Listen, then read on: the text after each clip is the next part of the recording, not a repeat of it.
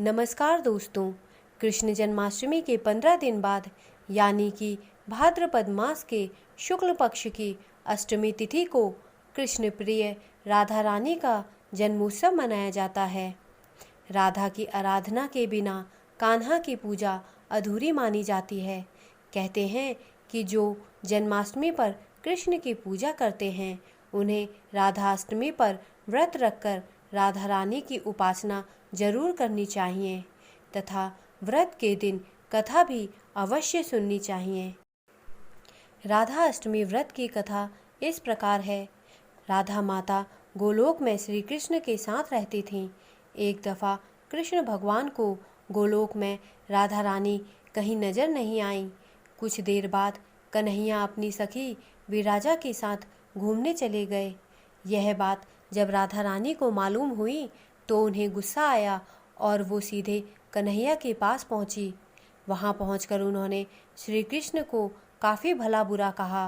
राधा रानी का यह रवैया भगवान श्री कृष्ण के प्यारे मित्र श्री दामा को बिल्कुल अच्छा नहीं लगा।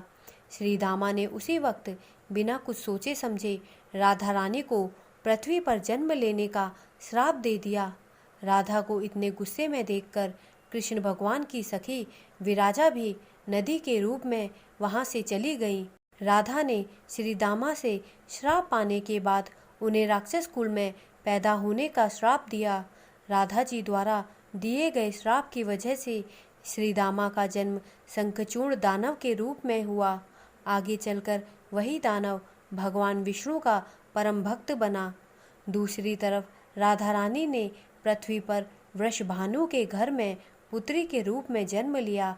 राधा रानी का जन्म वृषभानु जी के घर तो हुआ, लेकिन उनकी पत्नी देवी कीर्ति के गर्भ से नहीं। दरअसल जिस समय राधा मैया और श्री दामा ने एक दूसरे को श्राप दिया था तभी भगवान श्री कृष्ण ने कहा था कि राधा आपको वृषभानु जी और देवी कीर्ति की पुत्री बनकर पृथ्वी पर रहना होगा। मनुष्य के अवतार में आपका एक वैश्य से विवाह होगा, वो मेरे अंशावतार में से ही एक होगा।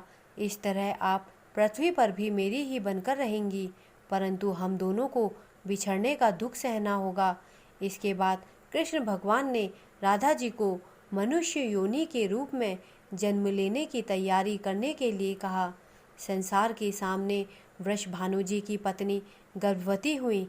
जिस तरह एक बच्चा दुनिया में आता है ठीक वैसे ही देवी कीर्ति का भी प्रसव हुआ, लेकिन असल में राधा माता का जन्म देवी कीर्ति के गर्भ से नहीं हुआ था।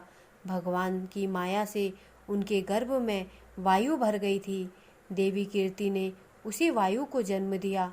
इस दौरान उन्हें प्रसव पीड़ा हो रही थी और वहाँ राधा माता के रूप में एक प्यारी सी कन्या ने जन्म लिया। भाद्रपद मास के शुक्ल पक्ष की अष्टमी के दिन राधा मैया का धरती पर जन्म हुआ था। तभी से हर साल इस दिन को राधा अष्टमी के रूप में मनाया जाता है।